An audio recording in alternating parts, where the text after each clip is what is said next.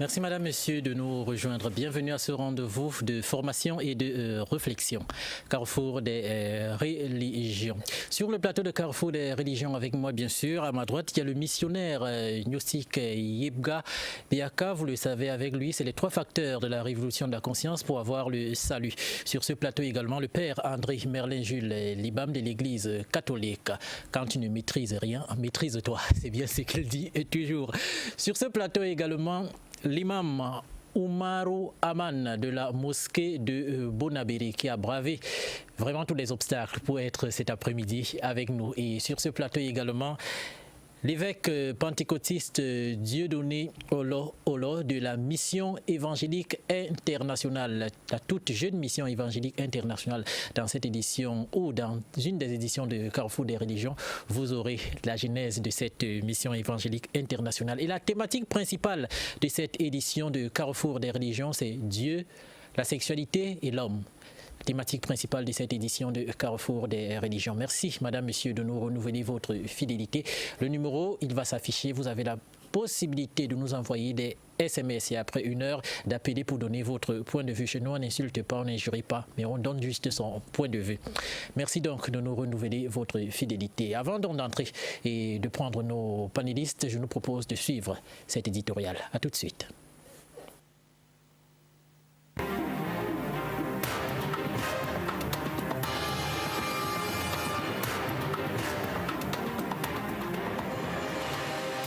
Parler de sexualité dans une émission pareille est assez audacieux.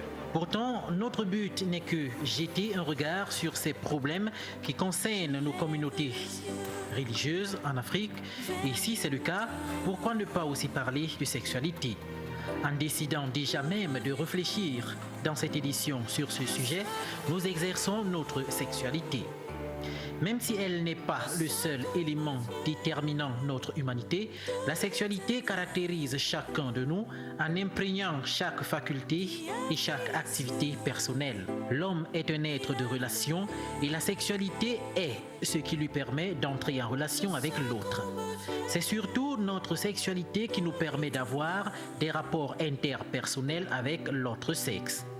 La révélation biblico-chrétienne et même musulmane nous enseigne que la sexualité a été voulue par Dieu pour exprimer à la fois la différence, l'unité et la complémentarité devant exister entre l'homme et la femme.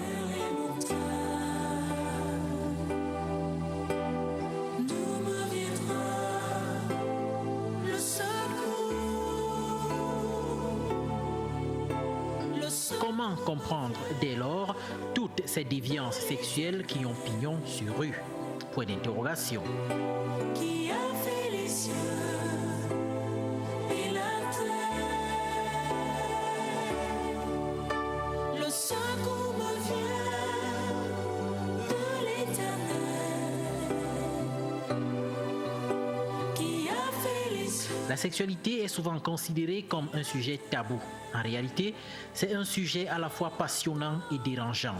En effet, parler de la sexualité nous motive et implique toutes nos facultés. Ce sujet est aussi embarrassant en ce sens qu'il touche ce qu'il y a de plus intime en nous. Les églises, les communautés chrétiennes, l'islam, malgré quelques documents portant sur ce sujet et quelques cours ou conférences dispensées dans des séminaires et écoles, est souvent restée ou sont souvent restées prudentes et à la limite méfiantes lorsqu'il s'est agi de parler de ces choses intimes. Est-ce par respect de la pudeur ou par souci de préserver une attitude chaste qui a souvent caractérisé les communautés religieuses ? Point d'interrogation. Avouons que cette réalité qui fait, paraît-il, bouger le monde n'est pas toujours bien vue dans nos milieux religieux. Nous ne voulons pas entrer dans un débat dont l'issue serait difficile. Nous voulons seulement, vous et nous amener à porter un regard sur notre sexualité. Oui, n'ayons pas peur de le dire. Notre sexualité est une merveille qu'il faudrait découvrir et comprendre.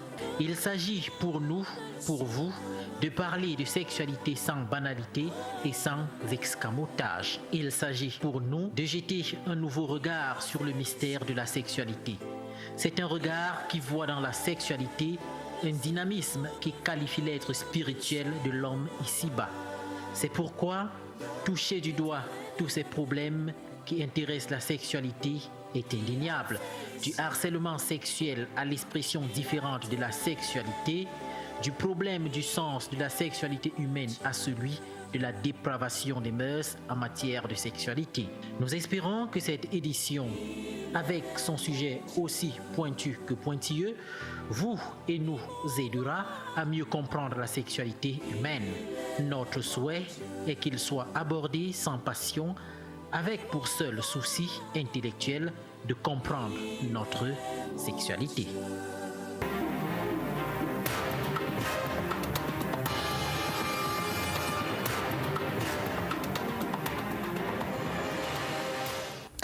Alors, bienvenue, Père Jules. Et selon vous, c'est quoi en fait la sexualité? Merci Toby, merci à tous les téléspectateurs et surtout merci à DBS pour la promotion de la vie. La promotion de la vie, c'est-à-dire essayer de donner la vie à toutes ces personnes qui sont engagées. Je salue comme ça tous les panélistes qui sont là, mes frères que je vois tous les jours. Je me réjouis que nous sommes encore, ça montre que chacun est en bonne santé. Pour moi, la sexualité, c'est un don de Dieu. La sexualité, c'est un don de Dieu, c'est-à-dire Dieu se manifeste d'une façon ou d'une autre pour exercer la procréation. C'est-à-dire, la sexualité, pour moi, c'est une grâce. Parce que si tu es un homme sans libido, tu es un homme mort. Parce que si le corps humain n'a pas de libido, le corps humain ne peut pas exercer, ça ne peut pas travailler. La libido n'est pas seulement dans le centre sexuel, mais la libido, en science, prend tout le corps. Pour nous permettre de travailler et d'avoir cette envie d'avancer et de réussir. La sexualité, on ne peut pas vivre dans un monde sans sexualité. Si le monde avait existé sans sexualité, il n'y aurait pas eu la multiplication. Et jusqu'à aujourd'hui, je pense qu'il y a beaucoup de personnes qui sont à la recherche du bonheur. Et je pense que tout bonheur humain a commencé par la sexualité. Merci. Ok, d'accord. Imam, merci d'être là. Alors, l'homme, toute la vie de l'homme tourne autour de la sexualité et la sexualité tourne autour de l'homme. Ah oui, comme disait le frère tout à l'heure, la sexualité, c'est vraiment un élément que Allah a créé pour que la nature continue à se perpétuer. Donc quand je dis la nature continue, si vous savez, l'être humain est au centre de tout. C'est l'être humain qui est, Dieu a dit, il a élevé l'être humain au-dessus de tout ce qui existe dans la nature. Donc la sexualité, donc, ce n'est pas seulement islamiquement, ce n'est pas seulement procréer, il y a la procréation, il y a la jouissance. Dieu a créé la femme pour, comme il a dit dans un verset du Coran, il a dit « J'ai créé l'être humain, l'homme, et de lui j'ai tiré sa femme pour qu'il y ait la quiétude et la tranquillité entre les deux. » Donc pour qu'il y ait la tranquillité entre les deux. Et lorsque les exégètes ont voulu traduire ce passage, ils ont tellement commenté, dire que non, il y a la jouissance, il y a ce plaisir, il y a tout ça, c'est un don de Dieu, comme il disait tout à l'heure, pour permettre à l'homme de s'épanouir. Comme il a dit dans un autre verset, vos femmes sont vos champs. Entrez dans vos champs, c'est-à-dire vos champs de culture, où vous cultivez. Entrez donc dans vos champs comme vous voudrez. Donc ce champ-là, il a parlé allégoriquement, mais quand on essaie de le développer, c'est encore très intéressant. En fait, comme vous avez dit au départ, ça fait vraiment le tout de l'homme. Il faut la femme pour se compléter. Voilà. Et justement, vous avez complété ce que Père Jules disait, il parlait de procréation. Vous avez ajouté qu'il y a également le plaisir. Évêque Dieudonné, est-ce que ne donc pas enseigner cela n'est pas un danger? Bon, c'est un danger. Je commence par remercier nos téléspectateurs et je m'incline aussi avec tous les Camerounais devant cet événement douloureux qui a frappé le Cameroun du côté de la péninsule de Bakassi. Hier, on a passé 2 jours de deuil national. Nous bénissons le Seigneur et lui demandons de fortifier les familles et toute la nation tout entière. C'est douloureux. Parlant de la sexualité, c'est tout à fait, il est tout à fait légal pour nous aujourd'hui, hommes d'église, de le dire clairement, de parler de la sexualité sans contour, parce que nous sommes ceux-là qui apportons la vérité à l'humanité.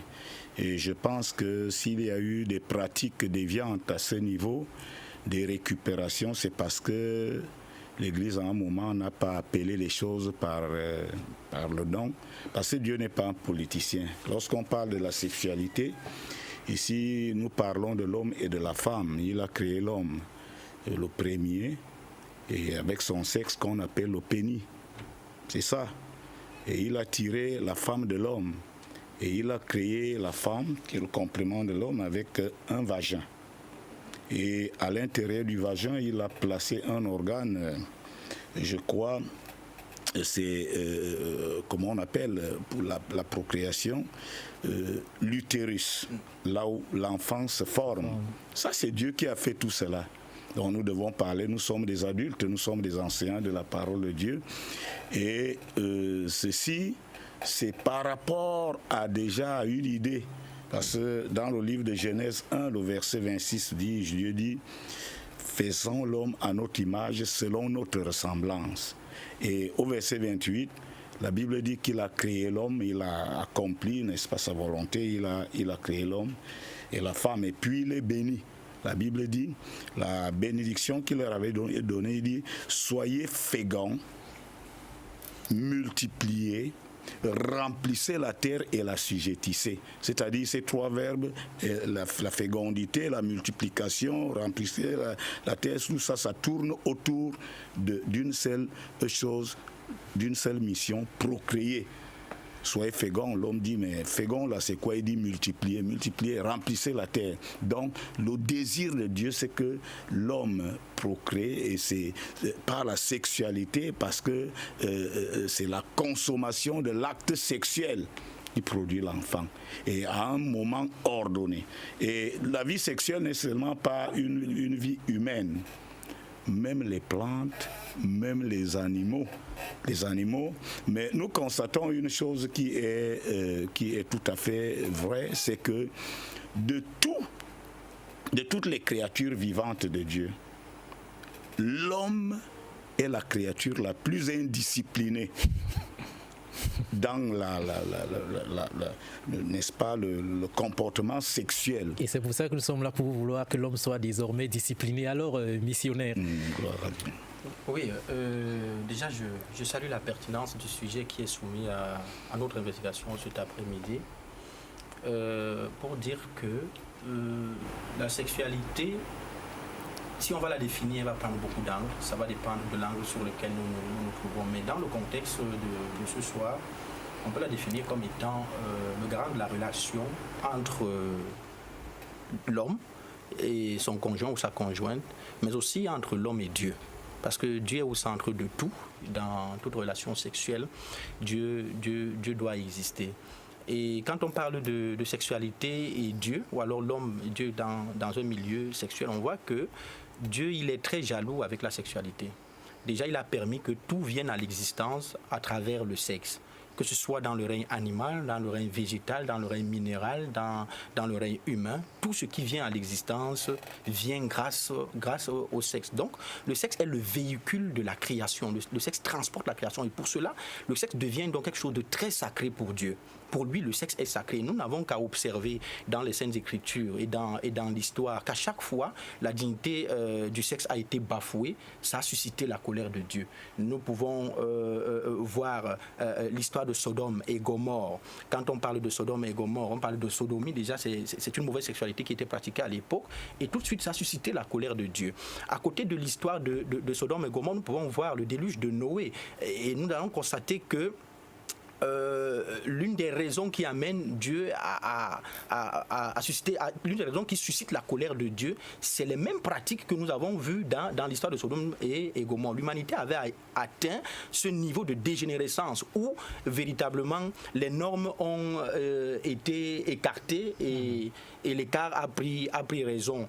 Donc, nous voyons dans ces deux exemples comment Dieu s'est mis en colère. À chaque fois, la sexualité a été indigne, la sexualité a été bafouée. Et il y a un autre exemple, si nous prenons Lévitique 15, versets 30 à 33, vous allez voir que Dieu dit, dites à vos amis juifs que lorsqu'ils sont impurs, sexuellement, qui ne se rapproche pas de mon tabernacle sous peine de mort. Il faut lire très bien ce verset biblique. Donc Dieu dit quand on est impur, qu'on ne s'approche pas de son tabernacle sous peine de mort. Donc il peut frapper de mort tous ceux qui s'approchent de son tabernacle une fois impurs. Donc pour lui, la sexualité est quelque chose de sacré et de très sacré. Nous allons nous entendre le jour où nous allons convenir sur un point, que le fruit défendu à l'Éden n'était qu'une question sexuelle. Et puis vous allez encore voir que la colère de Dieu a été suscitée quand cette sexualité n'a pas été digne. Ok, d'accord. Et Père Jules, justement, la sexualité, est-ce qu'elle, d'accord, elle englobe tout l'être? Est-ce qu'elle se limite aujourd'hui uniquement à la génitalité et elle va plus loin? Aujourd'hui, on lui dit la sexualité est un don de Dieu. Nous savons que c'est une merveille de Dieu. Elle est à découvrir et à comprendre. Mais aujourd'hui, est-ce qu'on la comprend? Oui, beaucoup de personnes ne peuvent pas comprendre la sexualité. Ça dépend des origines. Ça dépend des coutumes. Ça dépend des écoles. C'est-à-dire chacun grandit dans une école particulière. Donc, il y a certaines régions qui enseignent la sexualité d'une façon ou d'une autre. Il y a d'autres régions qui ne l'enseignent pas. Je parle des régions, je ne parle pas des religions.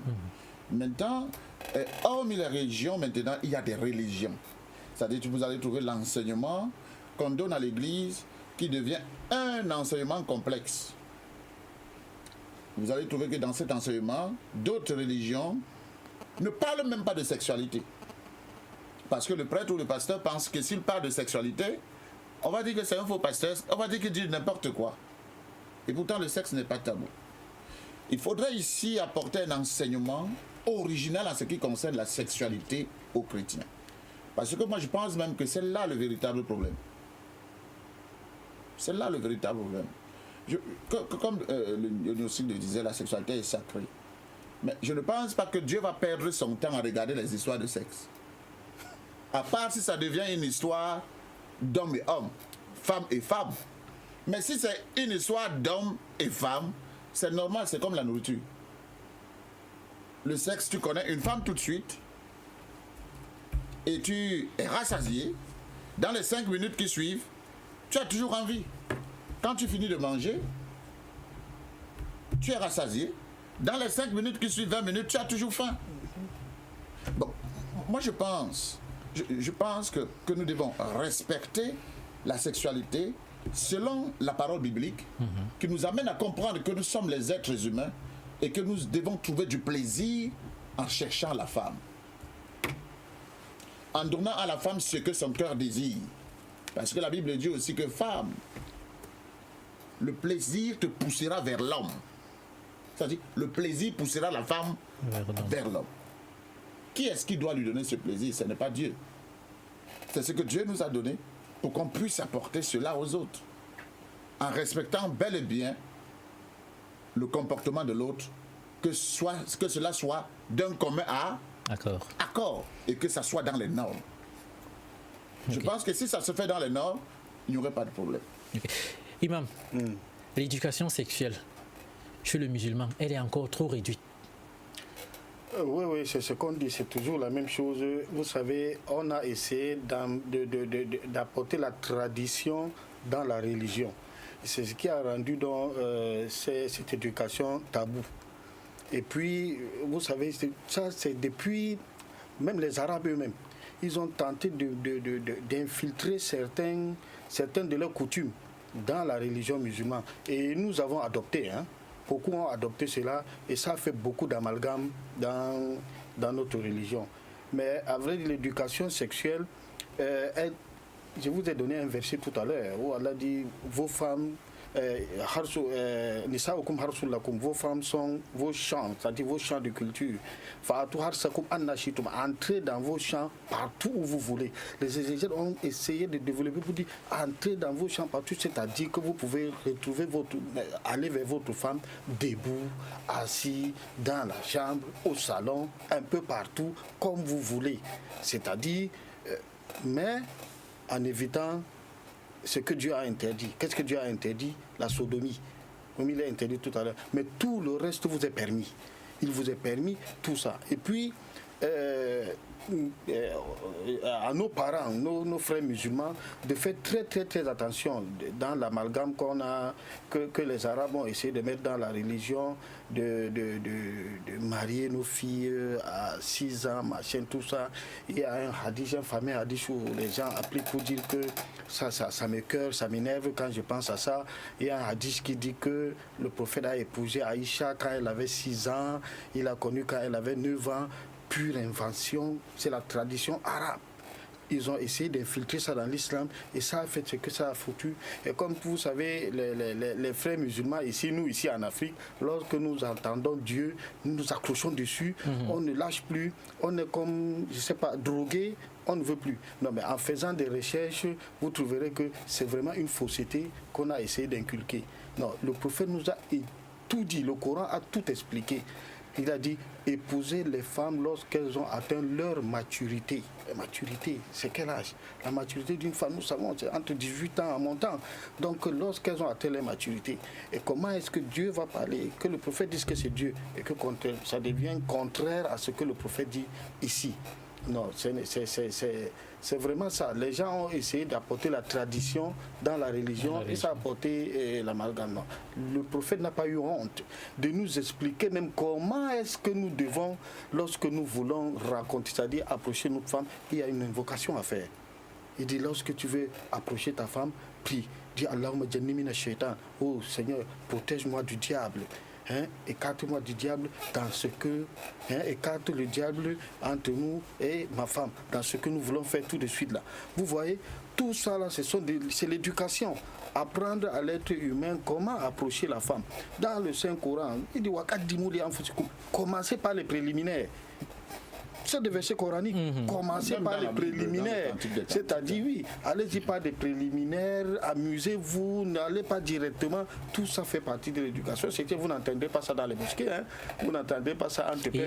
Est-ce que ce n'est justement pas ça le problème aujourd'hui, Père Jules? Parce que vous avez des hommes mariés ou pas qui ont des fantasmes dans la tête. Oui. Mais quand il est devant sa femme, il va se dire, je pourrais faire ci, mais seulement dans la tête. Il va s'imaginer, non, ce n'est pas religieux. Pourtant, il ne sait pas qu'est-ce qui est religieux, qu'est-ce qui ne l'est pas. Oui, mais c'est ça le problème. Il ne sait pas qu'est-ce qui est religieux, que vous savez, et puis nos frères sont perdus. Vous savez, essayer aussi de voir, vous savez, aujourd'hui avec la technologie, tout ça, on voit les films porno, tout ça là. Voilà. Et la question donc, oui, missionnaire, pourquoi on est perdu? Parce que quelqu'un me disait encore dernièrement, quand c'est la guerre, quand c'est les armes, on parle vite. On dit vite, ne faites pas ci, ne faites pas ça. Mais quand c'est sexualisé, on se tait, alors que c'est les hommes qui portent plutôt les armes de destruction massive. Pourquoi est-ce qu'on éduque, on ne parle pas, missionnaire? Déjà parce que ceux qui devraient éduquer, eux-mêmes sont très mal éduqués en la chose sexuelle. Permettez-moi l'expression. Le sexe a été la pierre angulaire que les bâtisseurs ont rejetée. Alors, quand quelqu'un est mal éduqué dans la question sexuelle, il en fait donc un tabou. Lui-même a peur de donner une éducation sexuelle à son enfant. Reste à savoir si l'éducation sexuelle que la personne va donner à son enfant, alors l'éducation sexuelle qu'on va donner à une foule, est la bonne. Parce que nous-mêmes, on doute quelque part, dans notre conscience, on doute quelque part de notre sexualité. Donc le problème, c'est au niveau de l'éducation. Là, je vous renvoie à l'une des œuvres du vénérable Maître Samaël quand tu parles de l'éducation fondamentale.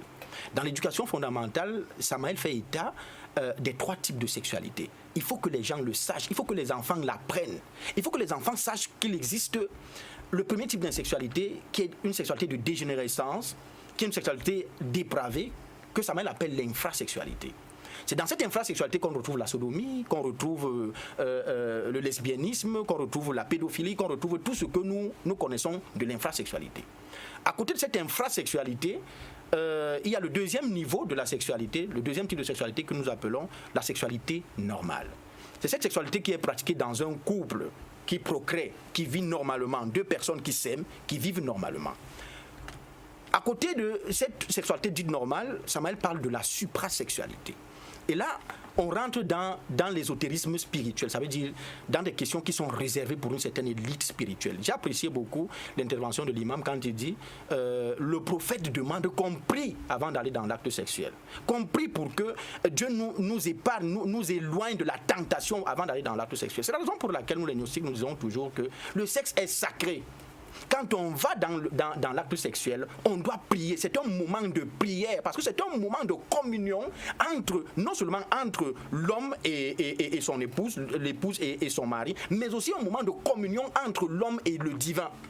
C'est le moment par excellence de la prière. Si et seulement si nous pratiquons une sexualité sans souillure. Là, nous sommes dans la suprasexualité. Ça veut dire une certaine sexualité réservée pour une certaine élite spirituelle, réservée pour une certaine classe. Quand Jésus dit à Nicodème, il faut naître d'eau et d'esprit, en réalité, Jésus parle d'une sexualité sacrée que Nicodème devrait pratiquer. Et puis, vous allez voir, même dans les Saintes Écritures, la question de la suprasexualité n'est pas une question qui est exotérique, ça veut dire qu'elle n'est pas faite pour tout le monde. Elle est une question réservée pour une certaine élite. Et quand on aborde la question de la suprasexualité, c'est avec beaucoup de paraboles. Quand on parle de la pomme d'Éden, le fruit défendu, on ne va jamais vous dire qu'il s'agissait de la sexualité. Parce que quand il faut parler des choses aussi sérieuses que celles-là, il fallait les enrober dans un certain contexte pour que ceux qui ne sont pas à même de les comprendre ne les comprennent. Donc, et la suprasexualité a toujours existé. C'est une sexualité sacrée, comme l'imam venait de le dire, mais aussi une sexualité sans souillure. Quand on parle de sexualité sans souillure, je vous renvoie à Lévitique 15, versets 16 à 18. Okay. Donc la nouvelle naissance, c'est une question de sexualité? Mais bien sûr, on a bien dit tout à l'heure que tout vient à l'existence à travers le sexe, que ce soit matériellement ou spirituellement. Ok, d'accord.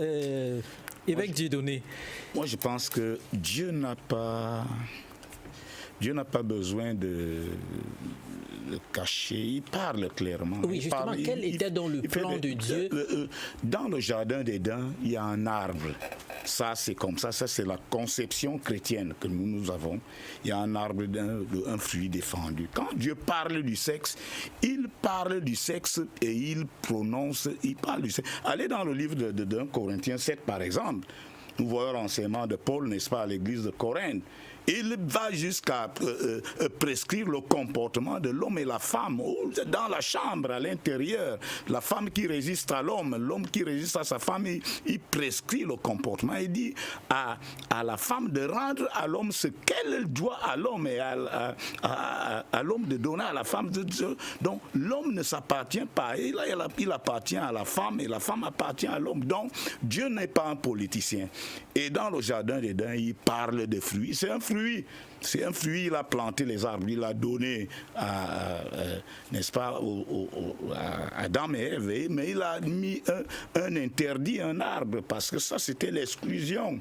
Bon, vous ne touchez pas à cet arbre, c'était pour tester l'obéissance. Ça c'était le test de l'obéissance, parce que Dieu, tout ce que Dieu fait, il y a, n'est-ce pas, une limite qu'il donne quand même à l'homme. Donc, en ce qui concerne cette sexualité-là, c'est clair. Dieu ne s'amuse pas avec le sexe. Parce que le sexe, c'est le sexe par le sexe que la procréation, que l'homme, n'est-ce pas, assume le relais de ce que Dieu avait commencé en créant l'homme et la femme. C'est par le sexe, il dit multiplier.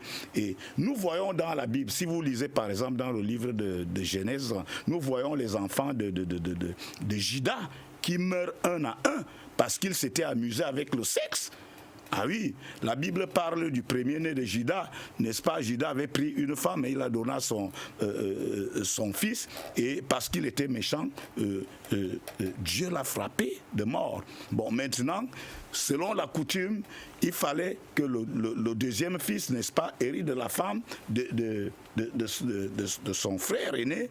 Et la Bible dit qu'il allait vers cette femme-là pour tirer un plaisir sensuel, mais pas pour procréer. Mais Dieu l'a frappé parce qu'au moment de jouir, de planter, et il faut reconnaître que dans l'acte sexuel, au moment où l'homme et la femme sont dans la chambre, non, ça, Dieu est au centre. Il est au centre, c'est-à-dire pendant la période... Et justement, à ce niveau, Dieu l'avait frappé parce que pour Dieu, c'est uniquement la procréation et rien de plus.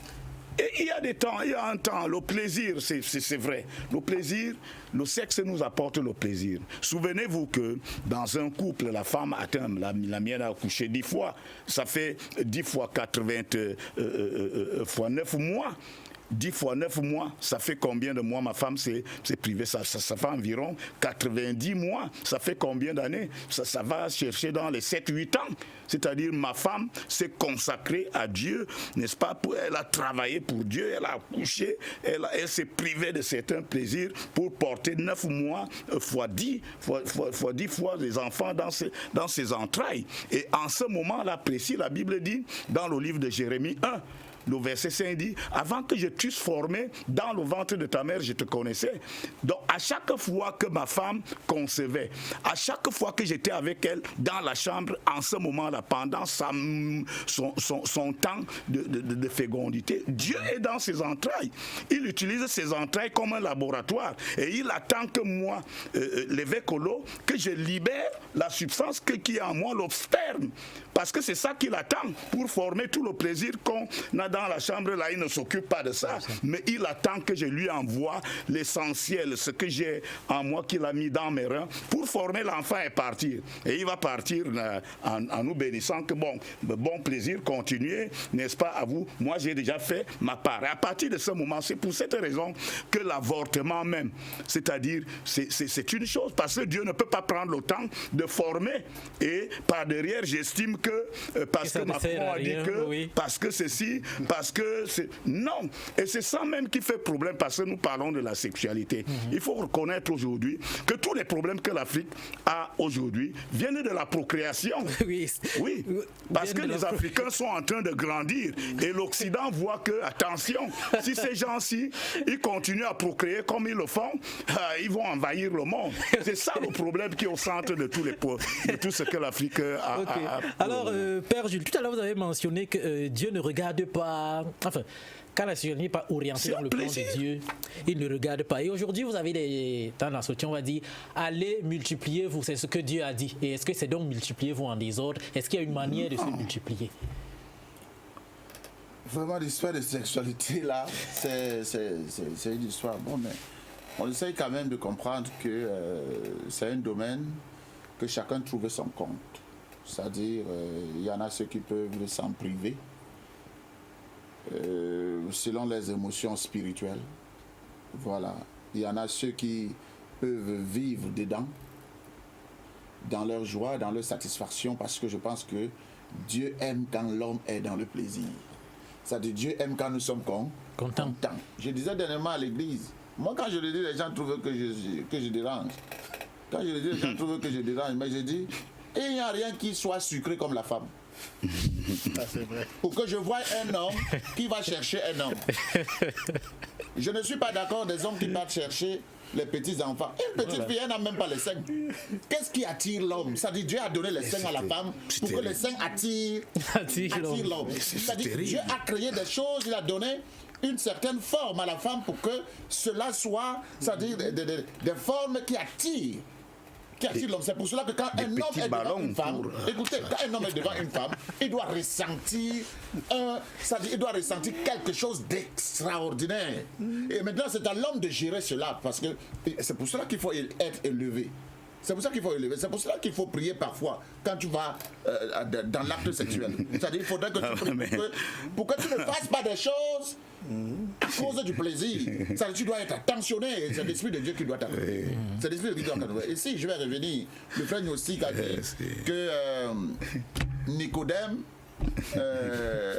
si tu ne n'es pas d'esprit et d'eau, Dieu parlait de la sexualité. Non, je ne pense pas que Dieu parlait de la sexualité. C'est-à-dire la naissance nouvelle n'a rien à y voir avec la sexualité. La naissance nouvelle, et c'est ce que les gens confondent aujourd'hui. Quand vous entendez qu'on dit des prêtres, certains prêtres font le vœu de chasteté. Le vœu de chasteté. Quand on dit le prêtre a fait le vœu de chasteté, c'est-à-dire beaucoup de personnes pensent que ce prêtre, il ne doit pas chercher la femme. Non, c'est faux. C'est faux. La chasteté n'a rien à y voir avec les émotions du cœur. C'est-à-dire, ici on parle de la chasteté de cœur. La chasteté de cœur, c'est-à-dire pure de cœur. Pure de cœur. Mais le sexe, c'est une autre chose. Le sexe, c'est une autre chose. Quand on dit que quelqu'un, un prêtre a fait le vœu de chasteté, ça ne voudrait pas dire que ce prêtre n'a pas le droit de connaître la femme. Et d'ailleurs, l'histoire de la femme, c'est entre deux personnes. Hein. J'ai souvent l'habitude de dire, on peut pas besoin de faire le boucan pour dire au monde entier qu'on s'est marié. Qu'on s'est marié, non. Nous deux, allez, on se marie, on fait notre contrat avec la petite famille là, et c'est terminé. Nous nous sommes mariés, c'est terminé. Dieu connaît notre mariage parce que les deux familles. J'ai donné encore une conférence dernièrement parce que quand on parle des histoires du sexe, il faut plutôt donner des conférences. Et dans les conférences, il n'y a pas beaucoup d'enfants. On donne les conférences aux parents pour que les parents partent enseigner leurs enfants à domicile. C'est-à-dire, je donnais cette conférence et je disais qu'il faudrait que les gens comprennent que le sexe est au centre de la vie humaine. Le sexe est au centre de la vie d'un couple. Quand tu entres dans le Cantique des Cantiques, le Cantique dit « Enivre-moi ». C'est-à-dire « Enivre-moi de ton parfum. Enivre-moi de tes seins. De tes seins, les seins. » Ça veut dire que sucer les seins aussi a un sens. Il dit « Enivre-moi de tes seins ». C'est dans le Cantique des Cantiques. C'est important. Mais maintenant, il faut donner cet enseignement chez des personnes qui sont capables de l'accepter. On dit, ne jetez pas la perle au sol, de peur qu'il ne soit porté par les porcins. Tout à l'heure, vous avez mentionné, est-ce que quelqu'un peut vivre sans sexualité, vivre toute sa vie? Mais il faut seulement remarquer que les gens qui n'ont pas, qui ne se mettent pas en érection, on appelle les impuissants. Vous allez tout simplement remarquer que c'est des gens qui sont dangereux. Ils sont toujours colériques. Une femme même qui ne vit pas sexuellement, elle devient dangereuse. Elle devient même à la longue méchante. C'est pour cela qu'à un certain moment, quand on te prive de sexualité, ça veut dire qu'on veut transformer quelque chose en toi. Parce que le seul fait de se libérer, nous ne sommes pas ici dans une émission scientifique, mais la science nous prouve par A plus B que la sexualité régénère le corps. Régénère le corps. Alors, je ne pense pas que Dieu a créé des eunuques. Hein. Il y a des eunuques. Il y a des personnes qui sont venues dans ce monde qui sont comme ça. Que tu sois eunuque, que tu sois n'importe comment, tu peux accéder dans le royaume des cieux. Donc, que tu connaisses la femme, que tu ne connaisses pas la femme, que tu fasses n'importe quoi dans ce monde, fais du sexe ce que tu veux, mais si tu fais la volonté de Dieu, le royaume des cieux est à toi. À part si tu fais ce qu'on appelle la dépravation sexuelle, qui est l'homosexualité, que je parle ici devant tout le monde. L'homosexualité, c'est la sorcellerie. Ok, d'accord. C'est la sorcellerie. Il me disait tout de suite que il appelait qui? Le prophète qu'il a. Il a Maître Samaël. Maître Samaël ne devrait même pas parler qu'il y a une sexualité comme ça qui devrait exister. L'infrasexualité. Ça ne devrait pas exister. Okay. C'est de la pure sorcellerie. Ok. Merci à tous ceux qui nous font signe là. Le téléphone va être ouvert pour les SMS et probablement aussi pour les appels. Je nous propose de prendre ce reportage. C'est la vision chrétienne de la sexualité. Tout de suite.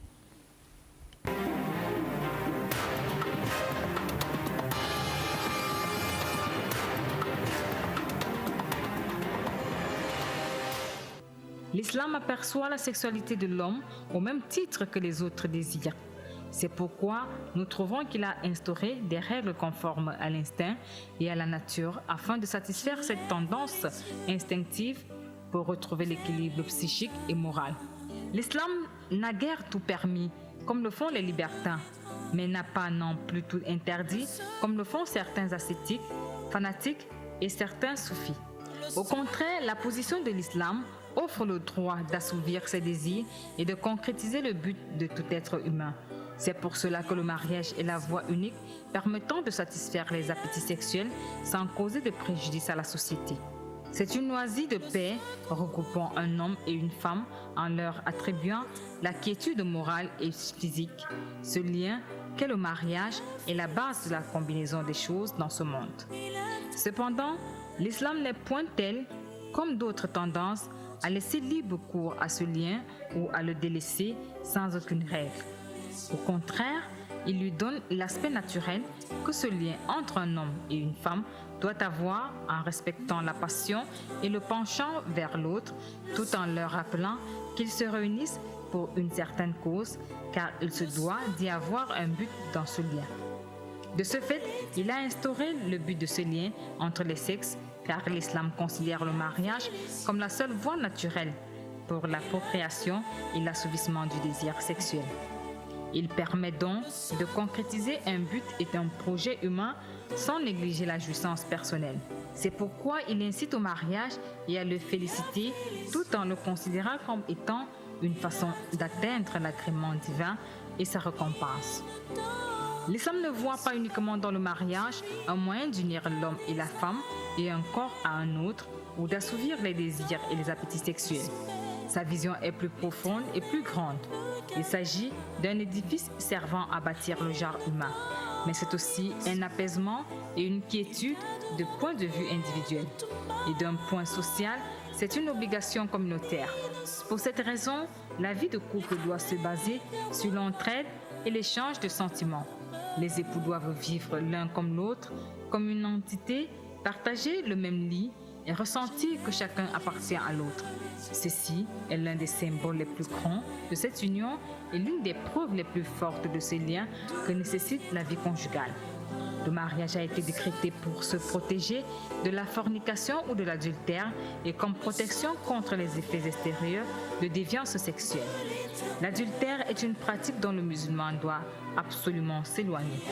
L'homme comme la femme doit avoir un but noble et auguste à travers sa jouissance, n'étant autre que l'assouvissement du désir dans le licite pour se protéger, se détourner et s'éloigner de l'illicite. Il y a beaucoup à écrire là-dessus, car l'ignorance des musulmans de leur religion dans le domaine du sexuel a mené à des situations taboues.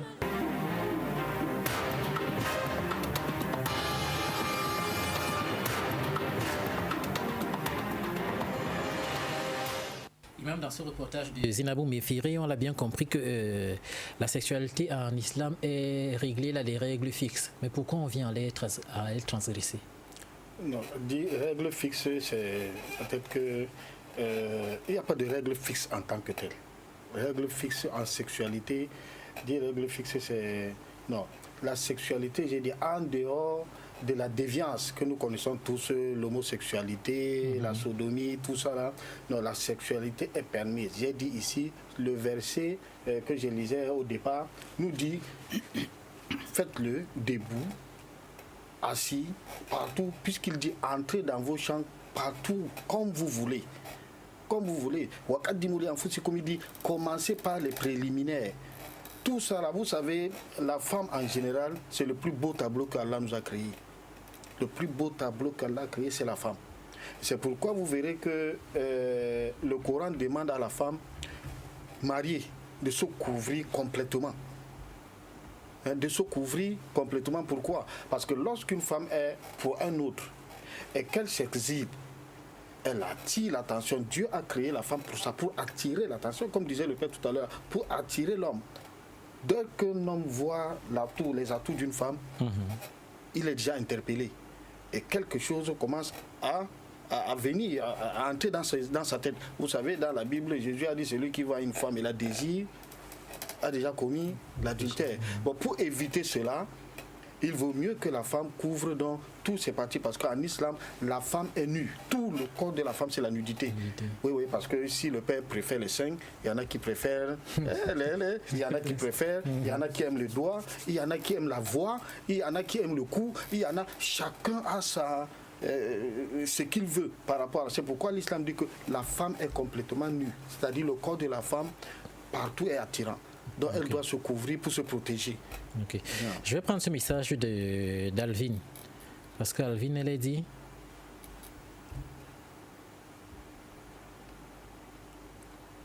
Un instant, je me perds un peu, voilà. Alvin, ici, elle a dit... Les chrétiens sont responsables de la fornication. Je m'explique. Parce qu'ils baptisent les enfants sans pour autant chercher à connaître si l'enfant vient du mariage. Père Jules.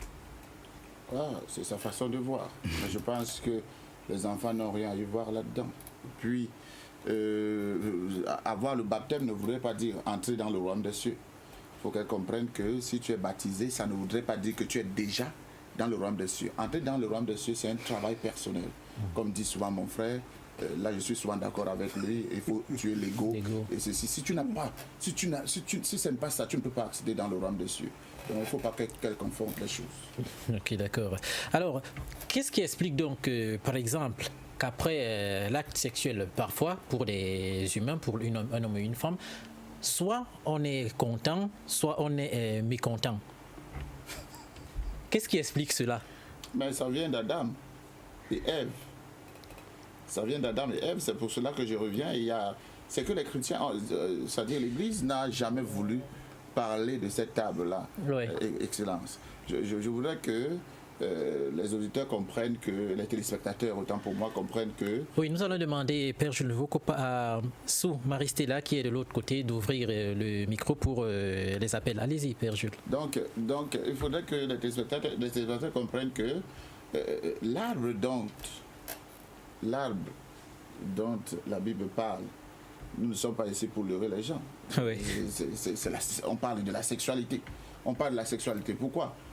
Parce que tu ne peux pas manger le fruit, tu vas cacher le sexe. Tout à fait. Et dans Timothée, Paul dit, ce n'est pas l'homme qui a commis cette sexualité, mais c'est la femme qui l'a fait.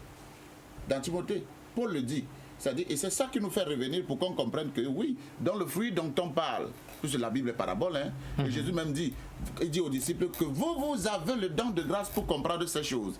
Mais il n'a pas été donné aux autres de comprendre ces choses pour qu'ils ne puissent jamais changer. Donc, je pense et tout à l'heure, justement, missionnaires, nous avons suivi que le mariage protège contre la fornication et les autres déviances. Oui, non. Parce qu'il faut redéfinir le sens de la fornication, parce que nous, gnostiquement, forniquer n'est pas ce que les autres pensent, et l'adultère non plus. Nous, adultérer, dans son étymologie, adultérer, c'est mélanger des choses qui ne sont pas mixibles, quoi. Ah oui. Ça veut dire que vous pouvez avoir une femme, vous mélangez avec elle, parce que en sexualité, on parle beaucoup plus d'énergie. En fait, vous mélangez, c'est les énergies qui se mélangent avec elle. Dès que vous vous mélangez avec elle, vous quittez pour aller vous mélanger avec une autre femme, vous avez adultéré, vous avez mélangé deux choses qui ne sont pas mixibles. Donc voilà, nous, la définition que nous accordons à l'adultère, là voilà, c'est un mélange qui n'est pas concevable. De l'autre côté de la fornication, ce que nous définissons comme fornication, c'est une sexualité avec souillure. Allez-y. Je dis donc, c'est une sexualité avec souillure. Là, on revient sur Lévitique chapitre 15, versets 16 à 18, qui nous décrit la sexualité avec souillure. Dieu dit, quiconque aura une émission du sperme sera impur. Ah oui. Et il sera impur jusqu'au soir, il devra se laver. S'il touche une personne, la personne sera impure. Alors, je voudrais revenir avec votre permission sur ce que Père Jules venait de dire tout à l'heure. Je suis quand même ravi que Père Jules commence à revenir à la raison à partir du moment où et nous convenons qu'à l'Éden, il était question de la sexualité, d'une mauvaise sexualité qui a été pratiquée. Il n'était pas question d'un fruit. On ne peut pas manger un fruit qui nous déshabille. On ne peut pas manger un fruit et après on commence à faire des enfants. Il faut quand même avoir une analyse un peu plus logique, avoir une honnêteté, même intellectuelle, si on peut avoir l'honnêteté spirituelle. Mais justement, c'est ce que je dis. Je salue cette honnêteté. Et puis une autre honnêteté quand il dit, Jésus dit, il vous a été permis de comprendre ces choses et non aux autres. Et ça me rappelle l'un des apôtres qui demande à Jésus, mais comment, maître, quand nous sommes en public, tu parles en parabole. Quand nous sommes en secret, tu détailles les choses. Parce qu'il y a un certain nombre de choses qui n'étaient pas réservées pour le commun. Il y a un certain nombre de choses qui sont réservées pour une certaine élite spirituelle. Et parmi lesquelles, la suprasexualité. C'est la raison pour laquelle, si vous me permettez, avant que les téléspectateurs n'appellent, vous allez voir un certain nombre de versets bibliques qui parlent de suprasexualité avec beaucoup de tact, avec beaucoup de paraboles. Ah oui. Quelqu'un disait tout à l'heure que Dieu n'a rien à voir avec le sexe. Non, mais je dis non. Dieu dit, je sonderai les cœurs et les reins. Alors, la question que nous nous posons, c'est que qu'est-ce que Dieu cherche dans les reins? Ça veut dire, il dépose une certaine quantité d'énergie dans nos reins et dont nous n'avons pas l'autorisation de lapider comme bon nous semble. C'est la raison pour laquelle Dieu dit, je sonderai les cœurs et les reins. Et permettez-moi d'évoquer un verset biblique qui est un peu plus ésotérique, un peu plus réservé pour une certaine élite spirituelle. Quand on parle dans Proverbe, Dieu dit, bois l'eau de ta propre source. Tes eaux couleraient-elles au dehors? En ésotérisme, on sait quand on parle d'eau dans la Bible, on parle de nos énergies sexuelles. Il demande tes eaux couleraient-elles au dehors? Et il demande à qui de boire? Il demande à l'homme de boire les eaux de sa propre. Il n'est pas question de boire le spermatozoïde. Il est question de conserver son énergie sexuelle. Quand on dit boire l'eau de sa propre, il faut la précision valait la peine. Il est question de la conservation de ses énergies sexuelles. Et il pose la question. Il dit, tes eaux couleraient-elles au dehors? Il vous demande si vos spermatozoïdes vont-ils couler au dehors? Les partagerez-vous avec des étrangers? Et il conclut quelque part en disant, réjouis-toi avec la femme de ta jeunesse. C'est un lien qui démontre que les eaux dont on parle ici, il est question des eaux sexuelles. Et quand on parle également des eaux, permettez-moi de chuter, quand on parle également des eaux, nous venons dans Jean, Jésus, la femme samaritaine. Jésus demande à la femme samaritaine, donne-moi l'eau. Là, c'est des paraboles vraiment. Il lui demande, donne-moi l'eau. La femme samaritaine lui dit, vous et nous, on ne se change pas des eaux. Jésus lui dit, si je te donne mon eau, elle te donnera la vie éternelle. La femme samaritaine lui dit, donne-moi cette eau. Jésus lui demande d'appeler son mari. Mais quelle est cette eau qui, quand il faut te la donner, il faut appeler votre mari? La femme samaritaine n'a pas la bouche pour boire l'eau. Il fallait qu'elle appelle son mari parce qu'il y avait un enseignement sexuel que Jésus devait donner à cette femme samaritaine et à son mari. D'accord. Il n'était pas question du sexe. Quand Jésus parle, quand Jésus va de boire l'eau de sa propre source, ça dit Dieu veut nous amener à comprendre il dit qu'il faut épouser la femme de sa jeunesse. C'est-à-dire qu'il ne faut pas partir trop loin pour chercher une femme. C'est ce qu'on voudrait expliquer. C'est-à-dire Jésus voudrait expliquer ceci. C'est-à-dire le mariage. Là, il parle du mariage. C'est-à-dire le mariage n'est pas bon avec les étrangers. Si tu fais un mariage, tu vois, de nos frères qui épousent des femmes européennes, quand ces enfants qui restent là-bas finissent par rester, c'est-à-dire, il dit épouse la femme de ta jeunesse. Ça veut dire qu'il faut épouser une femme que tu connais, une femme qui va avec tes racines, qui va avec ta tradition, qui va avec tes coutumes. C'est ce que Jésus voudrait expliquer. Ça n'a rien à voir. Tes eaux couleraient-elles au dehors? Oui, Père Jules, est-ce que tes eaux couleraient-elles au dehors? Oui, mais si ça va à l'extérieur, ça l'est dehors. Ça ne reviendra plus. Il faudrait qu'on essaie de comprendre comme ça. Ça n'a aucun problème avec la sexualité. Ça n'a aucun problème. C'est-à-dire il n'y a aucun lien avec la sexualité. Là, on parle du mariage. Il faudrait que pour que tu vives. Je disais dernièrement dans une conférence, je disais, il y a beaucoup. Les gens vivent plus dans le couple, ça veut dire dans le foyer, que dans le mariage. C'est-à-dire, toutes les femmes peuvent vivre dans un foyer, mais toutes les femmes ne peuvent pas vivre dans un mariage. Parce que le mariage a autre chose. Le mariage a des conditions à remplir. C'est comme, prenons l'exemple de la sexualité. Il faudrait que tu dormes la porte ouverte. La porte ouverte, il n'y a pas de conditions dans un mariage. Il n'y a pas de conditions dans un mariage. C'est pour cela qu'il faut toujours enseigner avant de faire un mariage. Donc je pense ici que la sexualité, on doit la comprendre ainsi, mais il ne faudrait pas que le gnostique parle des choses. Quand la sexualité devient déjà, comme il disait maintenant, c'est supra quoi, moi je ne sais pas, moi je ne suis pas gnostique. Je ne suis pas gnostique. Mais quand ça devient déjà que pour partir dormir avec une femme, les gnostiques font comment? Eux, ils partent soucier les énergies. Non, les énergies des autres. C'est du blasphème, père. On sait que les sectes utilisent le sexe pour d'autres choses. Et ce n'est pas des choses qu'on va se mettre à expliquer ici. Comment est-ce que ça se fait? Tout ce que je vais demander à ceux qui pratiquent les sexe, aux jeunes femmes qui partent avec les hommes n'importe comment, qu'elles se méfient. Parce que la sexualité, c'est un canal de donner et de retirer. Si on va parler dans le sens spirituel. Mais évêque, vous avez la parole. Oui, moi, le débat avec la femme samaritaine, non, vous savez, Jésus-Christ, je ne soutiens pas quand on veut lui attribuer un autre comportement.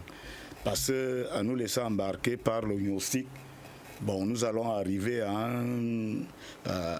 une conclusion que Jésus avait une femme, Jésus avait les enfants, Non, Jésus, il faut comprendre pour nous chrétiens, il est le centre de notre vie. Donc, lorsqu'on parle de Jésus, la rencontre de Jésus avec la femme samaritaine, c'est dans le livre de Jean 4. C'est au bord du puits. Jésus voulait entrer en Samarie et il étudiait une stratégie. Comment il pouvait faire pour entrer en Samarie, une stratégie d'évangélisation de la Samarie. La Bible parle du puits que Jacob avait creusé. Et ce puits-là était un puits physique. Ce n'était pas un puits. Et la femme arrive. C'est la même chose. Lorsque nous voyons dans le livre de Genèse, Abraham envoie son serviteur aller chercher une femme, la femme d'Isaac. Le serviteur va également se positionner au bord d'un puits et attendre Rebecca. Bon, quand il parle de l'eau à Rebecca, il parle de l'eau à Rebecca. Il n'avait pas couché avec Rebecca avant d'aller. Non! C'est le puits, c'est l'eau, c'est de l'eau qui coule là. C'est de ça. Je dis même à cette femme que si tu bois l'eau que moi je te donne, tu n'auras plus jamais soif. Il dit qu'il est une source d'eau. Et ici, il parle du Saint-Esprit. La Bible dit au commencement, Dieu créa les cieux et la terre était informe et vide. Il y avait l'Éternel à la surface de la vie, mais l'Esprit de Dieu se mouvait au-dessus des eaux. C'est de l'eau. C'est de l'eau et l'Esprit de Dieu. Il ne parle pas ici de sexualité à cette femme. Non, il parle de son salut. Et la Bible dit que lorsque Jésus lui avait parlé, elle est allée en Samarie et elle a fait sortir sous la Samarie. Et cette femme avait été utilisée. Donc, vraiment, c'est un passage qu'il faut beaucoup faut se méfier. Ça garantit quand même. N'allons pas du coq. Oui, nous n'allons pas du coq à l'âne. Nous sommes en train de parler de la sexualité. Sauf que nous avons évoqué 3 types de sexualité. L'infrasexualité, la sexualité normale, celle que tout le monde connaît, et la suprasexualité. J'avoue quand même la difficulté qu'ont tous les maîtres qui sont venus enseigner la suprasexualité. C'est la raison pour laquelle la suprasexualité est restée pour une certaine élite spirituelle. Parce qu'il est difficile de transmettre ce message. C'est un message réservé pour une certaine élite spirituelle. Alors, quand Bishop parle de l'eau, du puits, mais comment on n'interroge pas notre intelligence à savoir que pourquoi chaque fois dans la Bible, ou alors la plupart du temps dans la Bible, quand on va chercher une femme, on se place à côté d'un puits, on se place à côté de l'eau. Et qu'on sait que l'eau dont il est question en ésotérisme spirituel, il est question de l'eau de vie. La vie que nous avons à l'intérieur de nous se résume dans nos énergies sexuelles. C'est le sexe qui nous a donné la vie. C'est le sexe qui a donné la vie à tout le monde. Je vais terminer. Non, Jésus a enseigné la suprasexualité à cette femme. C'est la raison pour laquelle, la condition pour laquelle lui donner cette eau était de faire venir son mari. Maintenant, je vais terminer en disant quelque chose pour nous les chrétiens. Moi, je suis chrétien. Je fais de la gnose chrétienne. Les soufis sont les gnostiques musulmans. Alors, les 2 erreurs du christianisme, les 2 erreurs les plus fatales du christianisme aujourd'hui, la première, on vient de l'évoquer maintenant, c'est que le christianisme depuis très longtemps a caché ce que c'est que le fruit défendu. Si aujourd'hui, il est établi que le fruit défendu était une question sexuelle qui nous a sortis de l'Éden, alors nous allons comprendre naturellement que c'est la résolution de cette question sexuelle qui nous ramènera à l'Éden. L'autre erreur fatale que le christianisme commet aujourd'hui, c'est de faire disparaître fatalement la femme de Jésus-Christ, en disant que Jésus n'était pas marié, que Jésus n'avait pas une femme. C'est une erreur fatale aujourd'hui dans le monde. Alors que tout montre que Jésus était bel et bien marié. Non, et que Jésus a pratiqué Jésus n'était pas marié. Arrêtons ça. Nous ne sommes pas. Arrêtons ça. Non. Je pense que nous sommes en train de partir du coq à l'âne. Vous voyez? Donc, je vais dire ce que je vais dire aux gnostiques. Samaël, dont tu parles, moi je ne le connais pas. Mais non, et pourtant vous avez fait des jugements de valeur maintenant. Dans le message de Dieu, ce n'est pas des jugements de valeur. Je ne vous ai pas donné un jugement de valeur. Je vous ai dit ce qui existe. Un chrétien ne peut pas affirmer que Jésus était marié. Quand vous dites que Jésus était marié, mais vous comptez sur quoi pour dire que Jésus n'est pas marié? Vous comptez simplement sur l'histoire. Vous comptez simplement sur l'histoire. Le chrétien ne dit pas ça. Le chrétien ne dit pas ça. Chacun peut penser ce qu'il veut. Les gens peuvent même penser que Jésus était marié. On s'en fout. C'est-à-dire, on ne croit pas en Jésus parce qu'il était marié ou bien parce qu'il était ceci. Mais tout le monde sait que Jésus était un homme. Il était dans sa divinité et en même temps, il était humain. Mais on ne peut pas partir développer son sens humain pour savoir qu'il était marié ou pas. Non, c'est très important. Ça ne nous sert absolument à rien. Les gnostiques partent faire des recherches et ils ajoutent dans leurs recherches des connaissances qui n'ont jamais existé. comme aujourd'hui, là, tu nous parlais des 3, si c'est 3 quoi, là, moi je ne sais pas. Je voudrais juste dire ceci. Moi je respecte les religions des gens. Je respecte la gnose, mais je ne voudrais pas qu'on donne un enseignement qui va venir détruire les jeunes, qui va venir détruire des personnes pour ne pas comprendre ce qui n'existe pas. Et surtout, quand on parle de sexualité, nous devons nous limiter à une sexualité saine. Celle que Dieu a créée, celle qui n'a ni ajout, celle qui n'a ni déception, mais une sexualité simple qui nous amène à comprendre que l'homme et la femme iront ensemble et ils feront des enfants. Voilà. Et revenons donc à cette sexualité pour parler précisément des préservatifs. Désormais, dans quelques jours, ils seront vendus à 5 francs.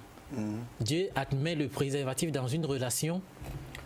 Ce problème de préservatif dit que Dieu admet... Est-ce que ce n'est pas ce préservatif qui accroît encore le désordre sexuel? Non, si le préservatif est créé pour empêcher la procréation, si le préservatif est créé pour, je sais pas, aller vers la femme pour ne pas porter les maladies, c'est autre chose. Mais si le préservatif est créé pour, je sais pas, pour éviter, parce qu'aujourd'hui on parle du sida, oui. Et que si normalement un sidéen veut aller avec une femme, il faut qu'il soit protégé. Parce qu'il faut bien que monsieur le sidéen se marie. Il faut qu'il ait une femme. Et que si la femme est au courant que monsieur est un sidéen, il faut se protéger. Moi je pense qu'à ce moment, le préservatif devient légal. Ça devient légal à ce moment-là. Mais en dehors de ça, le préservatif ne devait pas exister. Et il y a ce problème de planning familial aussi. Oui. Quand on dit planning familial, vous savez, Bishop parlait de 10 enfants en quelques 8 ans. Bon, vous savez, scientifiquement, c'est pour la santé de la femme et pour, on demande, non. Le Coran, par exemple, est clair. Il dit, la femme porte l'enfant pendant 2 ans. 2 ans, elle nourrit, elle allait l'enfant pendant 2 ans. Après 2 ans, donc, elle peut sévrer l'enfant. Et, vous voyez, donc le planning est déjà là. On vous demande les cas de 2 ans. Avant les 2 ans, là, qu'est-ce que vous faites? Lorsque ça arrive que vous voulez aller vers votre femme et qu'elle est en période de fécondité, qu'est-ce que vous faites? Elle a un bébé de 3 mois en main. Vous mettez dedans? Non. À ce moment-là, vous devez vous protéger. Donc, si vous vous protégez, je trouve que c'est normal. Parce qu'à ce moment-là, vous n'allez pas détruire la vie d'une femme pour votre propre plaisir. Pas seulement la vie d'une femme, mais la vie des enfants qui viennent. Parce que Dieu nous donne ce qu'on appelle le don de sagesse. Oui. C'est-à-dire la sagesse doit nous permettre qu'on comprenne que les moyens que nous avons ne nous permettent pas d'encadrer 5 enfants. Ça, tu ne peux pas accoucher les enfants piote, parce que Dieu a dit que non, allez accoucher vous non. Il faudrait que les Africains arrêtent cela. Il faudrait qu'on pense, il faut qu'on mette la sagesse devant. C'est Dieu qui nous donne le don de sagesse. Le don de l'intelligence. C'est-à-dire accoucher beaucoup n'est pas, ça ne devrait pas dire qu'on aime Dieu. C'est-à-dire il ne faut pas faire ce qu'on appelle la dépravation. C'est même le premier élément de la dépravation sexuelle. Ouais. C'est-à-dire penser que les Africains pensent que c'est les enfants, comme nous on dit que les enfants c'est la richesse. Quelle richesse? Quelle richesse? Nous vivons dans un monde compliqué. Moi, mon père, voilà la rentrée qui est en train d'arriver. Voici la rentrée qui arrive. Voici la rentrée qui arrive. Vous voyez, les gens vont pas, ils vont même commencer à mentir et à voler. Parce qu'ils en ont énormément. Tu vois quelqu'un avec 10 enfants, tu fais comment pour les envoyer à l'école? Si tu n'arrives pas à les envoyer à l'école, ils vont devenir des bandits. Des bandits, moi, je voudrais 15. Si tu voudrais 15, il faut d'abord chercher quoi? Il faut d'abord chercher le moyen. Donc, ce que je disais, oui, ce que je disais, pourquoi je le dis? Je dis non, le planning, pour moi, c'est d'éviter de détruire la femme. Et d'essayer, parce que ce n'est pas en faisant le planning que vous ne pouvez pas avoir 10 enfants. Moi, je connais, vous par exemple, vous ne pouvez pas prendre 2 femmes. Moi, j'ai le droit de prendre jusqu'à 4. C'est bien pour vous. Hein, vous voyez, c'est un raccourci pour nous, tu vois. Dieu nous a facilité, a dit, bon, si tu sens que tu ne peux pas, les désirs à te retenir, prends une deuxième. Si tu sais que même la deuxième, là, tu dépasses ce niveau-là, prends une troisième. Mais quand même, tu ne peux pas déborder 4. Parce que là, alors, ça va dépasser ton niveau. Vous voyez? Donc, en général, le problème des préservatifs, moi, je suis un peu... il y a des cas où j'accepte les préservatifs et des cas où je n'accepte pas. Yves? Moi, je crois que la transposition de la culture occidentale est venue tuer l'Africain. Ça, c'est comme ça. Je connais un oncle qui, avant de mourir, avait 270 enfants. Alors là. 270. Oui. Et ils sont tous en vie, c'est des enfants bien. Il y a des ministres. Ce que le Père Jules dit. Mais je dis que c'est l'Occident qui est venu nous prescrire tout ça pour freiner l'Afrique. La richesse, la première richesse de l'homme, c'est les enfants. La Bible le dit. La Bible le dit dans le livre d'Ecclésiaste. Mais la Bible dit que maintenant, les Chinois, c'est pas nous qui nourrissons les Chinois, mais les Chinois deviennent le grenier de ravitaillement de l'univers aujourd'hui. C'est la machine, la plus grande machine qui ravitaille même les États-Unis aujourd'hui. Le monde a perdu à ce niveau-là. Le monde a perdu à ce niveau-là. Dieu nous a demandé de procréer. Il nous a demandé de procréer. L'homme est riche. C'est l'égoïsme qui vient maintenant faire tout. Parce que tout ce que nous voyons, la conjoncture, les crises et tout ce qui arrive là, c'est parce que les gens voient.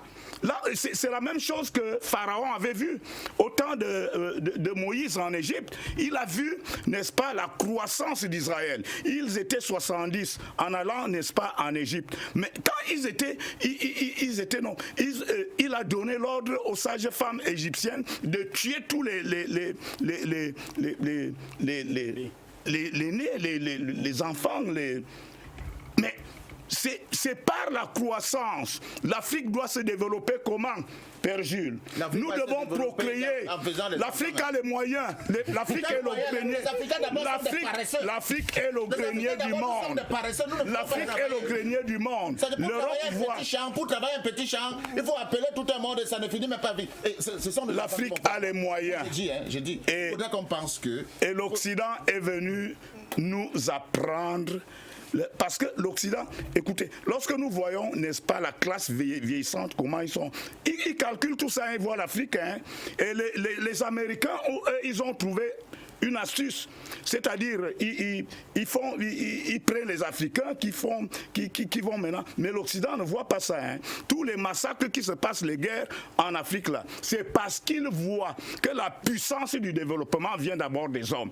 Le premier socle du développement, n'est-ce pas, en Asie, c'est les hommes. En Chine. Oui, Père Jules. Moi je pense que quand on parle de Dieu, qu'on cesse de penser que l'Occident est de son côté et l'Afrique est de son côté. Il n'y a pas le Dieu de l'Occident, le Dieu de l'Afrique et le Dieu. Mais il y a la pensée occidentale et la pensée africaine. Il y a un seul Dieu. C'est-à-dire que chacun vit selon la pensée de son environnement. C'est-à-dire, mais dans la Bible même, il faut copter ce qui est bien et refuser ce qui est mauvais. Les Occidents font ce qu'on appelle l'homosexualité, n'est-ce pas? J'ai dit ici qu'on refuse ça. Mais je dis en ce qui concerne le planning, les Africains doivent pratiquer le planning. Alors nous allons tenter de prendre un appel de nos téléspectateurs. Donc là, allons-y, Père Jules. C'est-à-dire que les Africains doivent pratiquer le planning familial. C'est-à-dire qu'on ne peut pas accoucher comme des porcs. On ne peut pas accoucher comme des porcs. L'être humain n'est pas un animal. On dit chez nous en bas dans le catéchisme, la catéchèse. On dit il ne mourra personne, dit nous rattrape personne.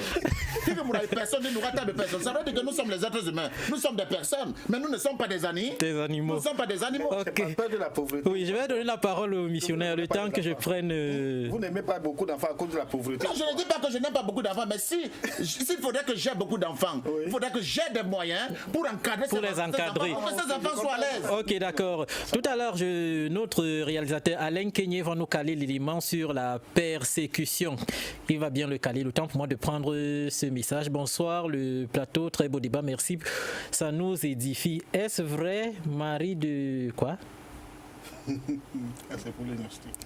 Marie-Madeleine a été l'âme sœur de Jésus. Voilà. Philémon et Sec doit la bien. Nous revenons pas sur l'âme sœur de Jésus. Alors, que pensez-vous des préservatifs?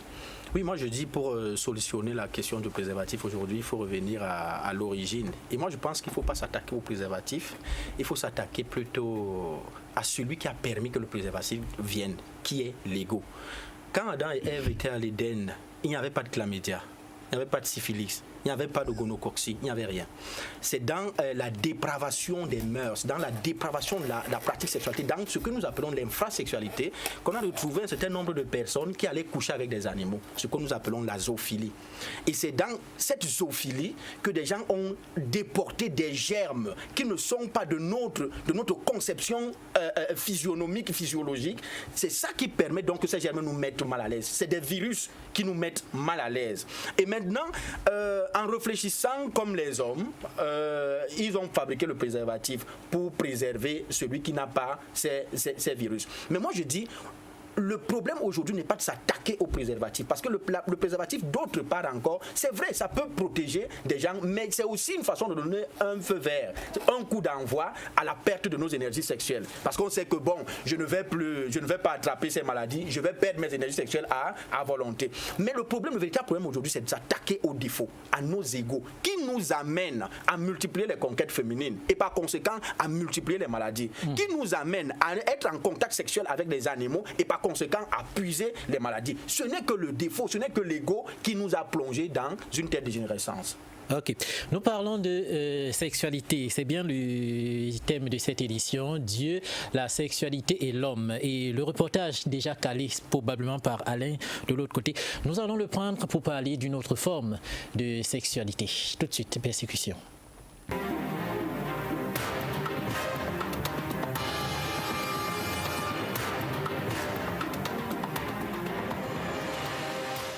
Souvent, même en plein jour, il lui arrive de raser les murs. En Ouganda, Jackson, 23 ans au chômage, est un hors-la-loi. Son crime, être homosexuel. Alors il se cache souvent chez son ami Kim, gay lui aussi. Ici, il tente d'oublier ses ennuis avec la justice. En janvier, il a pris 5 mois de prison pour relations contraires à l'ordre de la nature. Et Jackson en est encore traumatisé. On n'avait aucun droit en prison, vous comprenez? Là-bas, on se moque de nous, on nous maltraite. C'est de la torture. Le directeur nous faisait faire des choses que nous ne voulions pas. Il était très très dur. C'était très dur en prison.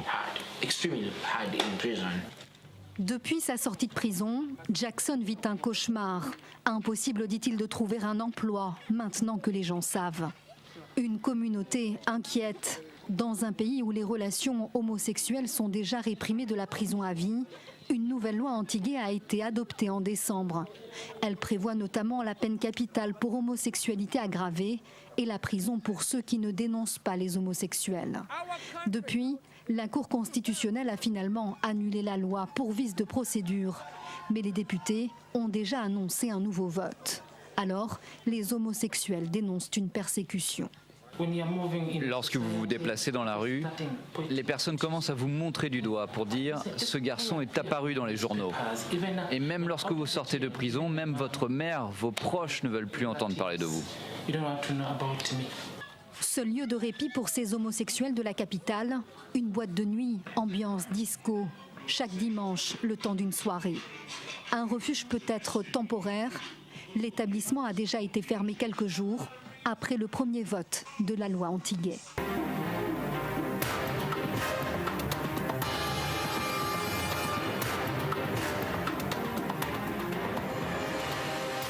Un reportage de notre consoeur Sandrine Gomez de France 24. Alors, l'homosexualité, quel regard, Imam? Non, pour moi, l'homosexualité, c'est une maladie. Ces gens-là doivent aller chez les physiastres, c'est-à-dire on devait les interner, pas en prison, parce qu'une maladie, ça se guérit à l'hôpital, ça ne peut pas se guérir en prison. Et que vous voyez comme dans le reportage, il est allé en prison, il est ressorti, il a continué dans son élan, et comme disait le père, sûrement il n'est plus au pays. Il doit être déjà en Europe récupéré par une association d'homosexuels qui vont, et comme les jeunes ont vu ça, parce que c'est arrivé, hein, et ces associations sont venues prendre ces homosexuels qui sortent de prison, ils sont allés en Europe, beaucoup sont tombés dedans et se font même prendre expressément pour qu'après ces associations viennent les récupérer. Et comme ça, c'est un raccourci pour eux pour arriver en Europe. Moi, je dis que c'est une maladie. C'est une maladie qu'il faut vraiment que l'État, au lieu de les mettre en prison, essaye d'avoir beaucoup de fichiastres. Lorsqu'on les arrête, qu'on les ramène à l'hôpital, qu'on essaye de travailler pour essayer de les soigner. Parce que c'est incroyable. Ce qu'on disait tout à l'heure, la femme, là, je ne sais pas comment quelqu'un peut faire deux corps. C'est ce genre de comparaison. Lorsque vous voyez une femme nue devant vous, vous chantez la gloire de Dieu. C'est vrai. Regardez, mais le plus grand tableau, le tableau le plus, ce qui n'est même plus vendable, la Joconde, c'est un tableau qui n'a plus de prix. C'est le portrait d'une femme. Mais que quelqu'un, lui, tout ça là ne lui dit rien. Rien du tout. Tout ce qu'il a dit. Nous, on a retenu devant la femme, on va dire Subhanallah. Non, moi je pense, oui, ce que dit est vrai. Moi je pense que les homosexuels, hein, il faut pas souvent trop tirer sur eux, mais il faut savoir que c'est des personnes possédées. C'est des personnes possédées. C'est-à-dire que les esprits qui ont été chassés à Sodome et Gomorrhe, la Bible nous dit dans Apocalypse que les esprits pourront faire 1000 ans étant enchaînés. Et ces esprits devraient ressortir. Parce qu'on ne tue pas le mauvais esprit. Quand on chasse un mauvais esprit, on l'enchaîne quelque part. C'est-à-dire les esprits de Sodome et Gomorrhe se sont libérés. Et ces esprits maintenant prennent des corps qui ne sont pas attentifs, attentionnés dans la prière et des corps qui ont une certaine envie. Parce que la Bible nous dit d'ailleurs que comme vous avez eu des envies, le Seigneur même vous a amené à commettre des erreurs pour que vous ne partagiez pas son royaume. C'est-à-dire, les hommes vont avec les hommes et les femmes vont avec les femmes. Les femmes vont avec les femmes. C'est-à-dire, les homosexuels, c'est des personnes possédées. L'homosexualité, c'est une possession. C'est une maladie. Et moi, j'ai reçu plusieurs homosexuels que j'ai encadrés aujourd'hui. D'autres ont eu la chance de revenir à la raison, mais d'autres n'ont pas pu supporter. D'autres n'ont pas pu supporter et elles m'ont dit carrément, mon père, ça devient difficile. Ça devient difficile. Okay. Je ne sais pas comment on devrait faire. Je pense qu'aujourd'hui, l'Église doit être au centre d'apporter de l'aide aux homosexuels en leur parlant de Dieu, en disant aux homosexuels que ce que vous faites n'est pas bien. Mais aujourd'hui, qui va se lever? En France, on a légalisé l'homosexualité. Vous avez vu un prêtre ou bien un pasteur se lever pour dire que c'est une mauvaise chose? Pas du tout. Jamais. Justement. Donc, et il y a un téléspectateur qui dit: bonsoir, s'il vous plaît, dites au père Jules de ne pas tomber dans le piège des Occidentaux. La population est une force. Regardez la Chine, le Nigeria. L'Afrique fait peur au monde. C'était pour prendre ça. Je suis un chrétien. Je voudrais juste lui dire que je suis un prêtre de notre Seigneur Jésus-Christ. Je ne suis pas le prêtre des Africains. Des Africains. Ok. Missionnaire. Oui, tout ce que les uns et les autres disent sur ce plateau peut avoir un sens. Les homosexuels sont hors normes, mais chez nous, les gnostiques, on ne les considère pas comme étant des possédés. On les considère comme des gens qui ont besoin d'une aide. On les considère comme des gens qui ont une déformation psychique. Qu'est-ce qui se passe? C'est que nous savons que les gens vivent plusieurs fois et dans leur vie antérieure, c'est des gens qui n'ont pas très bien canalisé leur énergie sexuelle. Parce que le sexe, c'est seulement pas l'organe sexuel, mais c'est toute une énergie qui envahit le corps. En canalisant mal leur énergie sexuelle, ils ont acquis un karma qui est issu de cette mauvaise canalisation de leur énergie sexuelle. Et il y en a donc qui naissent de la sorte. Il y a deux types d'homosexuels, puisque nous, on en reçoit tous les jours, et puis on les conseille, on leur donne des exercices qui leur permettent de partir de cet état, de cette déformation psychique. Il y a deux types d'homosexuels. Il y en a qui naissent comme ça veut dire qu'ils ont des sensations poussées envers le sexe de même nature. Et puis de côté, il y a des homosexuels qui le deviennent par la recherche de la richesse. Ça veut dire par des crimes de l'infrasexualité, de la sexualité négative, ils le deviennent. Maintenant, qu'ils soient devenus par des pratiques sexuelles, qu'ils naissent homosexuels, il y a de la médecine pour cela. Il y a une éducation, ce que le vénérable Samuel appelle l'éducation fondamentale. Et moi, nous avons déjà réussi plusieurs fois, on ne cite seulement pas les contemporains, nous avons réussi plusieurs fois à encadrer des gens qui ont ces instincts sexuels, que ce soit les lesbiennes, que ce soit des homosexuels, à leur donner une éducation sexuelle qui leur permet de redresser la déformation sexuelle qu'ils ont acquis et sont devenus des personnes normales. Alors, il ne faut pas les rejeter, il faut les encadrer, il faut les aider. Et puis moi, je dis une chose, si un homosexuel nous écoute, vraiment, les gnostiques sont très bien placés pour leur donner l'éducation sexuelle qu'il faut pour redresser cette déformation. Mais pas plus que les chrétiens. Vous pouvez aussi partir rencontrer les pasteurs, surtout les prêtres. Ils vont vous orienter, ils vont vous guider, parce que la seule chose, c'est d'accepter Jésus-Christ comme Seigneur. Bonsoir le panel. S'il faut parler selon les Saintes Écritures, il n'y a pas de planning. Mais selon la conjoncture actuelle, nous devons trop espacer les naissances, 3 ans au moins. Je reviens à vous justement sur cette question d'homosexualité que l'université a appelée soit infrasexualité, c'est ça? Oui, c'est je reviens à vous. Le temps pour nous de prendre ce reportage, notamment avec cette union civile d'homosexuels, et on se retrouve.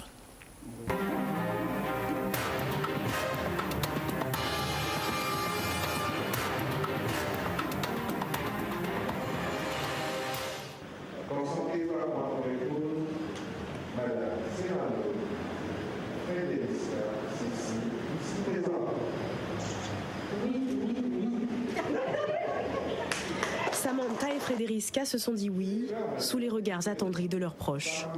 Un an après le vote de la loi du mariage pour tous, ces deux jeunes femmes ont décidé de franchir le cap et de se passer la bague au doigt. C'est le 3e couple homosexuel à s'unir à la mairie de Cayenne, le 6e en Guyane. L'émotion est palpable, les jeunes femmes chantent leur amour.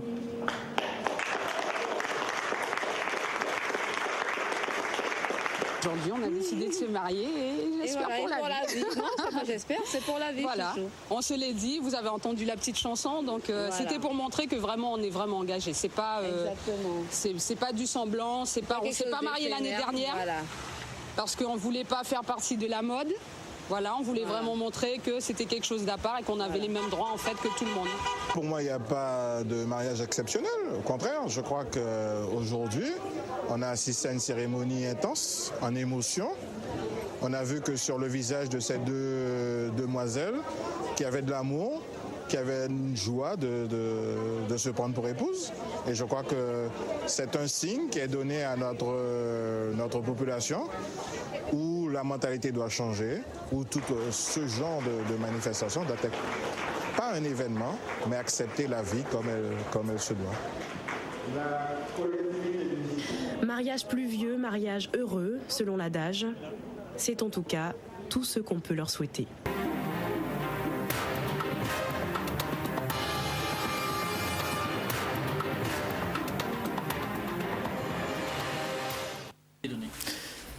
Je crois que je ne suis pas plus bon que Dieu. Nous parlons du bon Dieu.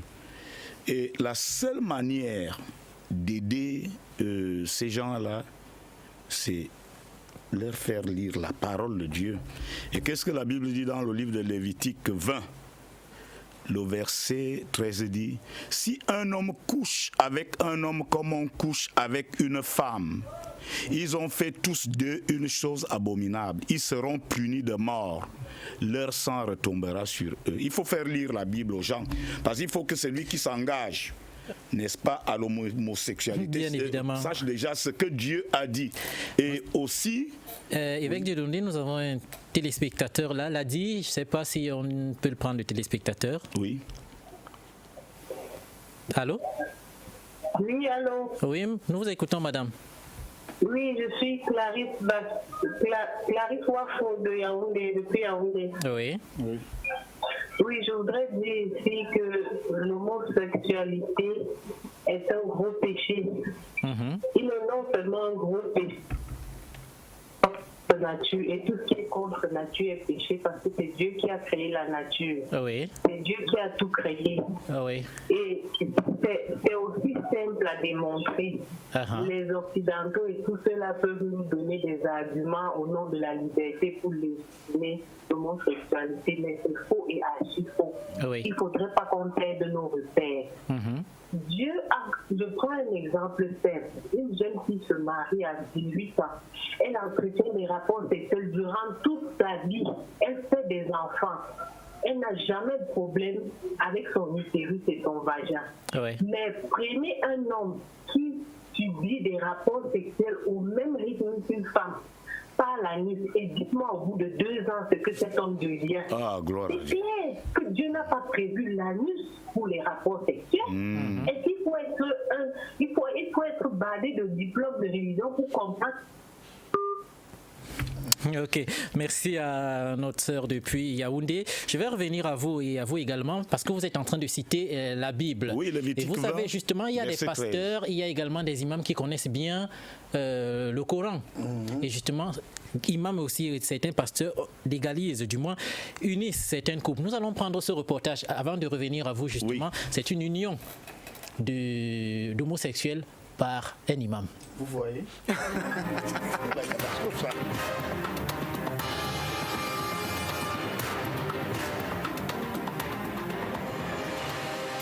La photo de mariage trône sur l'étagère comme dans n'importe quel salon. Mais ici, nous sommes chez Mohamed et Kiyam. Et ce mariage, ils l'ont obtenu de haute lutte. C'était le jour où on a acheté les bagues de mariage. En 2011, ils se marient civilement en Afrique du Sud, pays d'origine de Kiyam. Un État qui reconnaît le mariage homosexuel. Tous les deux, nous avons grandi en faisant le rêve de nous marier un jour. C'était donc très important de franchir le cap en épousant la personne que l'on aime. Mais ils veulent aller plus loin dans leur démarche, se marier religieusement. Fait rarissime, c'est un imam en France qui accepte de bénir leur union. Moi, j'ai appris la moitié du Coran par cœur en arabe quand j'étais adolescent. Il a étudié dans une école coranique en Afrique du Sud. Donc la religion fait partie de notre vie et elle a fait partie de notre mariage aussi. Aujourd'hui, Mohamed est apaisé. Sa famille a fini par accepter son homosexualité. Mais l'enfant timide et efféminé qu'il était a souffert de brimades, de rejets. Quand j'étais enfant, mon père me disait des choses très dures verbalement. Je préfère te voir mort, t'enterrer vivant plutôt que de te voir devenir comme ça. Et il m'a avoué plus tard qu'il pensait que c'était une maladie finalement et que ça se guérissait pas, quoi. Mon frère était très violent physiquement, il m'a cassé le nez, il m'a brisé la mâchoire en disant ça fera de toi un homme. Et pour prouver qu'il est un homme, Mohamed épouse le salafisme extrême, un islam radical incompatible avec son homosexualité. Très vite, il revient vers une pratique modérée, mais aujourd'hui encore dans sa cité, difficile d'aller prier en couple. Kiyam et Mohamed ne sont pas les bienvenus. C'est ici, à la Grande Mosquée de Paris, qu'ils viennent chaque vendredi se fondre dans la foule des croyants. Ailleurs, je pourrais craindre des prêches beaucoup plus politisées, beaucoup plus homophobes, très clairement. Donc c'est vrai qu'ici à la mosquée de Paris, c'est plus simple, c'est plus neutre, c'est politiquement plus correct.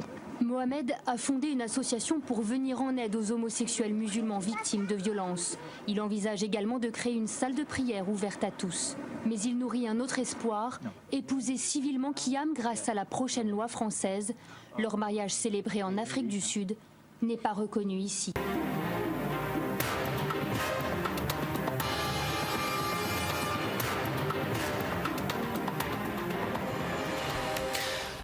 Alors, la sexualité, quel était le plan de Dieu? Nous avons les déviants sexuels, l'homosexualité.